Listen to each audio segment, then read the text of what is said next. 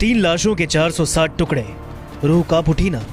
कई बार गुस्से में इंसान वो राक्षस बन जाता है जो न सिर्फ जान लेता है बल्कि लाश को भी नहीं छोड़ता। दिल्ली में प्रेमिका के 35 टुकड़े करने वाली वारदात ने पूरे देश को हिलाकर रख दिया और याद दिला दी ऐसे ही कई और वहशी दरिंदों की जिन्होंने हैवानियत की सारी हदें पार कर दी। श्रद्धा और आफताब की जान पहचान मुंबई में हुई, दोनों में प्यार हुआ। श्रद्धा के परिवार वालों को ये बात पसंद नहीं आई तो दोनों मुंबई से दिल्ली आए। पहले मुंबई और फिर दिल्ली, कुल 2 साल दोनों लिव इन में रहे। दोनों ने दिल्ली के महरौली में एक फ्लैट लिया। पहले तो प्यार की खुमारी में कुछ दिखा नहीं, लेकिन जैसे जैसे वक्त बीता श्रद्धा अपने बॉयफ्रेंड पर शादी का दबाव बनाने लगी। करीब 6 महीने पहले श्रद्धा ने शादी करने की जिद ठानी। फिर क्या था, आफताब का पारा चढ़ा, दोनों में बकझक हुई और थोड़ी ही देर में आफताब ने हैवानियत की सारी हदें पार कर दी। उसने श्रद्धा का गला दबा दिया और इसकी जान ले ली। जिस फ्लैट में वो रह रहे थे उसी फ्लैट में अब आफताब के साथ श्रद्धा की लाश थी। आफताब ने हत्या के बाद 300 लीटर का फ्रिज खरीदा और शव के 35 टुकड़े करके उसमें भरे। फिर उसने धीरे धीरे सारे टुकड़े पास के जंगल में फेंक दिए। उसके बाद जो हुआ वो सबके सामने है।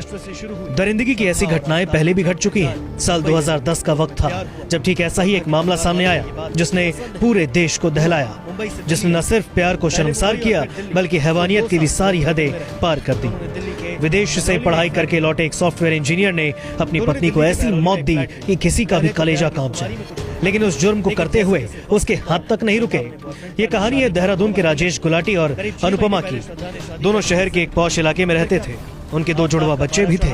राजेश और अनुपमा की लव मैरिज हुई। बाहर से तो सब ठीक था, लेकिन हकीकत बिल्कुल अलग। 18 अक्टूबर के दिन राजेश और अनुपमा के बीच कहासुनी हुई। राजेश ने अनुपमा को धक्का दिया, वो जमीन पर गिरी, जिसके बाद उसने अनुपमा का गला दबाकर उसकी जान ले ली। बाद में उसने पत्नी के शव के कुछ टुकड़े कर फ्रिज में रखे। फिर क्या था, वो हैवान अपनी पत्नी के टुकड़े मसूरी के जंगलों में फेंका था। जब ये सिलसिला चलता रहा तो अनुपमा के चचेरे भाई को राजेश पर शक हुआ। बाद में उसके भाई की शिकायत पर ही पुलिस ने जांच शुरू की। राजेश से भी सख्ती के साथ पूछताछ हुई और फिर सामने आया हैवानियत भरा राजेश का यह खेल। राजेश को अनुपमा की लाश ठिकाने लगाने का यह तरीका हॉलीवुड की एक फिल्म से मिला। अनुपमा के कत्ल के आरोप में राजेश को उम्र कैद की सजा मिली। पहले किसी अपने का कत्ल करने की हिम्मत और फिर उसकी लाश को छोटे छोटे टुकड़ों में काटकर घर में फ्रिज में रखना क्रूरता की सारी सीमा को पार करता है। मुंबई में 2008 में नीरज ग्रोवर मर्डर केस में भी कुछ ऐसा ही हुआ। नीरज ग्रोवर एक टीवी प्रोड्यूसर था जिसका मर्डर हुआ और इस मर्डर केस को सॉल्व करने में पुलिस को एड़ी चोटी का दम लगाना पड़ा। तब जाकर सामने आई इस मर्डर केस के पीछे की छिपी हैवानियत। दरअसल नीरज ग्रोवर मर्डर केस की कहानी शुरू होती है लव ट्रायंगल से। इस लव ट्रायंगल में एक नाम नीरज ग्रोवर, दूसरा नाम कन्नड़ अभिनेत्री मारिया सुसाईराज और तीसरा नाम नेवी ऑफिसर मैथ्यू का है। मलाड में मारिया के फ्लैट में नीरज और मैथ्यू के बीच जमकर लड़ाई हुई और इसी दौरान मैथ्यू नीरज को चाकू मार दिया और उसकी मौत हो गई। अब घर में मारिया, मैथ्यू और नीरज की लाश थी।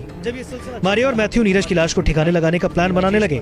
वो नीरज की लाश के 300 टुकड़े करते हैं और प्लास्टिक के बैग्स में भरते हैं।